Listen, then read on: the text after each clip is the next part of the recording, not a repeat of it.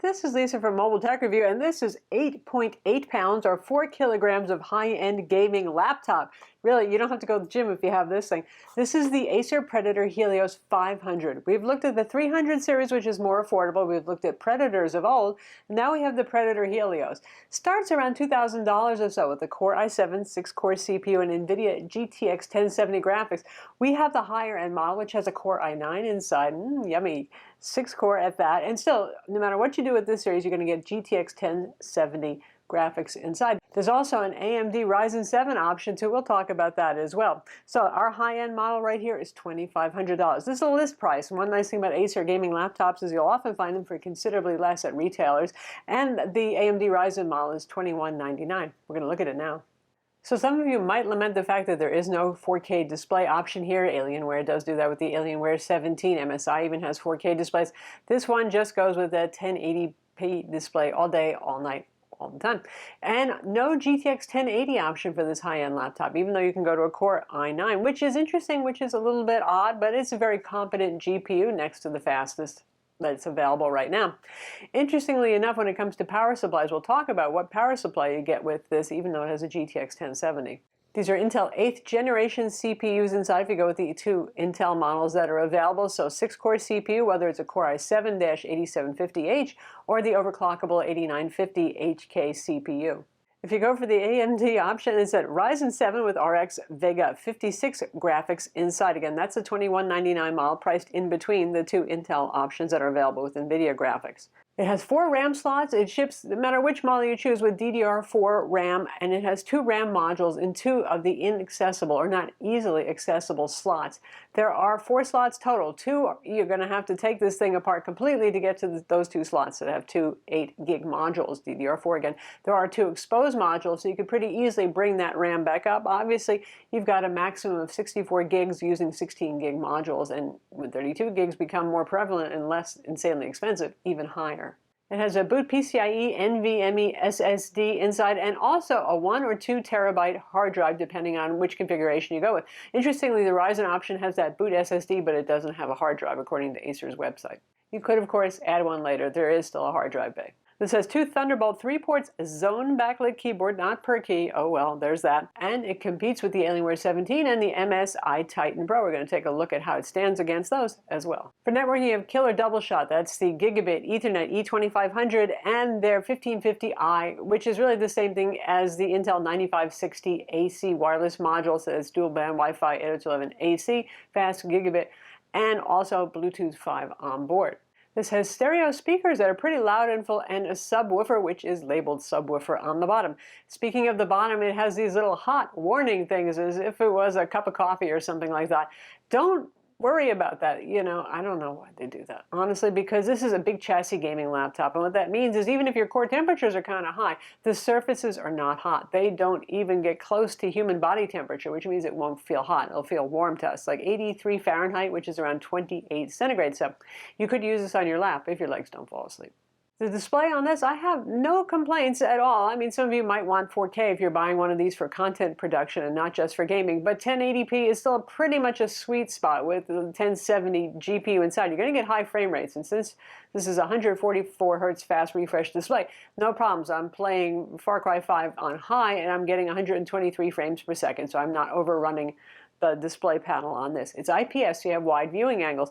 This is a plus compared to some manufacturers who are still occasionally using TN panels for their fast refresh displays. MSI does this, Alienware does that, and you'll notice a lot of color shift on those, which I find annoying, in contrast not being as awesome off-angle viewing, that whole kind of thing. So no complaints. It's not the brightest display. Often in the premium gaming laptop segment, we hit 300 nits, which might be too bright for your man or woman cave when you're gaming honestly, but it doesn't fall that far short. You can see the metrics on screen now. In terms of color representation, it does the near full sRGB that we've come to expect in 76% of Adobe, so it's all good there. And I didn't see any evidence of ghosting when playing games, so it's all good.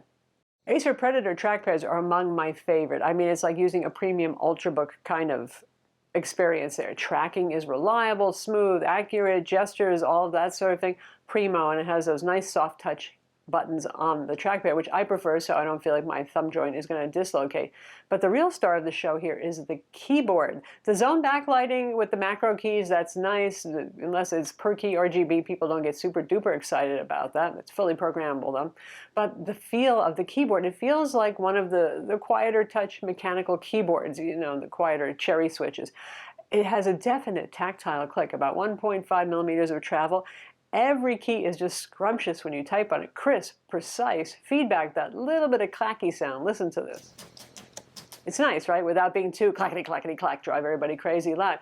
It's just spoiled me for other keyboards. On any other laptop, honestly, I would just like to type on this all day and all night long. Obviously, it's good for gaming as well, because you want that precision, you want that tactile feel. Now, when it comes to upgrading and internals on this, it's the passive-aggressive approach, as I like to call it. Alienware does this. Acer's been doing this, so they have an easy access door. So you can get to your SSD, you can get to your hard drive, you can get to 2 out of 4 of the RAM slots, and that's pretty much it. If you want to get to the fans to clean them out, if you want to repaste it, it requires completely removing the bottom panel, which is more elaborate than usual. It's not just like, you know, 8 screws on the corners or something like that. There's all sorts of screws that you can see that are on the inner frame, so it's a lot there to remove and then to pry off that plastic bottom on it. So that's why I call it passive aggressive. It's easy to a point, but not for the full Monty for you power users who might really want to take the thing apart and do some tweaking on it.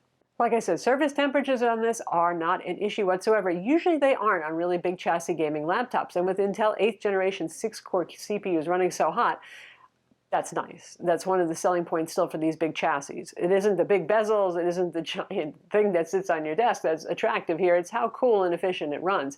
That said, the core temperatures on this will still get up there. I know there are some reviews that say, oh gee, this thing runs cool, but you can see how hot it got running The Witcher, for example. Those core temperatures still will get up there into the upper 80s to 90s, and that's without overclocking it. This being a Core i9 that we have, it is overclockable as well. And this is just running on the normal default settings. This is not in the super performance mode because you have several options inside of Acer's software overlay. It's called Quartermaster now, for it used to be Predator Sense, so that you can control things like your fans. You can do easy overclocking without jumping into BIOS. You can program your backlighting on the keyboard, all sorts of stuff like that. So the core temperatures are also a bit uneven. I'm betting there's a tripod heatsink under there. We did not completely dismantle it to take a look at it, but that's usually why you see uneven core temperatures. So I'm afraid there's still no escaping the heat of the Intel 6-core 45-watt CPU that's used in gaming laptops. That said, this one still runs cooler than the competing Alienware 17 with Core i9 that we have. Granted, that one is a GTX 1080, so it's developing even more internal heat on it, but that one would actually thermal throttle, where this one would be in the low 90s, 93, and sometimes it would get a bit higher. You know, the Alienware often would hit thermal max of 100 degrees centigrade and have to throttle down, so that's a good thing. And you can use the boosting fan settings on this thing, so it'll be loud, but it will run cooler. The default fan settings on this are not egregiously loud. You're certainly going to hear them. It's a gaming laptop, but they're big fans, so it's a kind of whoosh and not a yeah kind of, so, you know, it's not going to drive you crazy. I could certainly play games without putting headphones on, let's put it that way.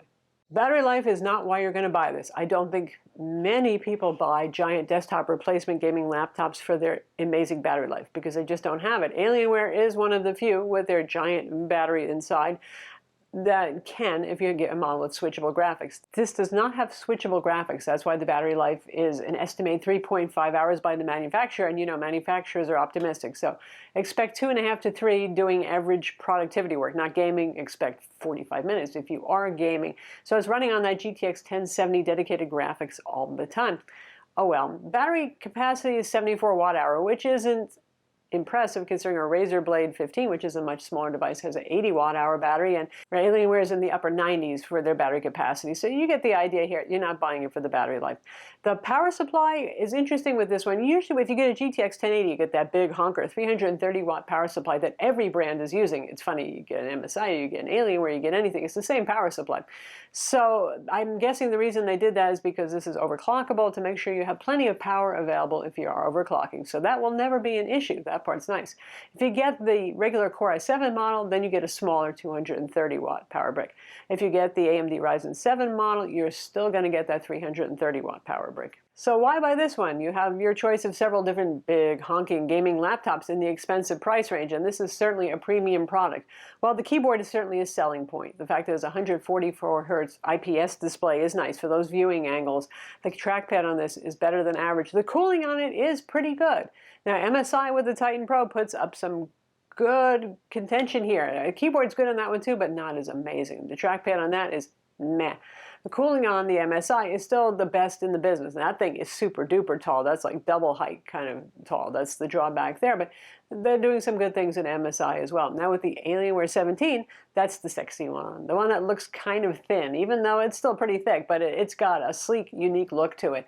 That one runs pretty hot. That's the big problem there. It is a pretty good keyboard. Again, nothing is going to beat this particular Acer keyboard with that mechanical kind of feel on it. With Alienware, what's nice is you have your choice of many different configurations and different price ranges, whereas this one is slotted into a narrow segment because Acer has other products, other Helios lines that you can choose from if you want to spend less money, for example. So it's not an easy decision, really. Aesthetics, again, Alienware. If you just care about the cooling and that more than anything else, I would say MSI. If you're looking for that rocking keyboard, a fast refresh display, and pretty decent cooling, Acer's got it in the middle. It's tough being the middle child, though, isn't it? So I like the Predator Helios 500 a lot. The keyboard on this is to die for. It's dreamy. If you're actually buying this to type on as well as just use as a gaming laptop, which I think many people are, why not just buy a game console, I suppose, right? And also, even if you are gaming, that kind of mechanical sort of feel to the keyboard is just nice. The trackpad on this, unlike most gaming laptops, doesn't suck. It's really actually very good. The 144 hertz display is the thing these days, the fast refresh display, and I'm glad it's IPS. Looking at Alienware, and they're still doing TN panels for some of their offerings, and even MSI, IPS has better viewing angles without that color shift and all that sort of thing. It certainly is a big chassis. It has big bezels, all those usual things with the big desktop replacement gaming laptop, but the upside is it runs relatively cool. You can put it on your lap, and on the fact your legs might fall asleep from the weight, they won't get burnt. I'm Acer from Mobile Tech Review. Be sure to subscribe to our YouTube channel for more cool tech videos, and thumbs up if you like this vid.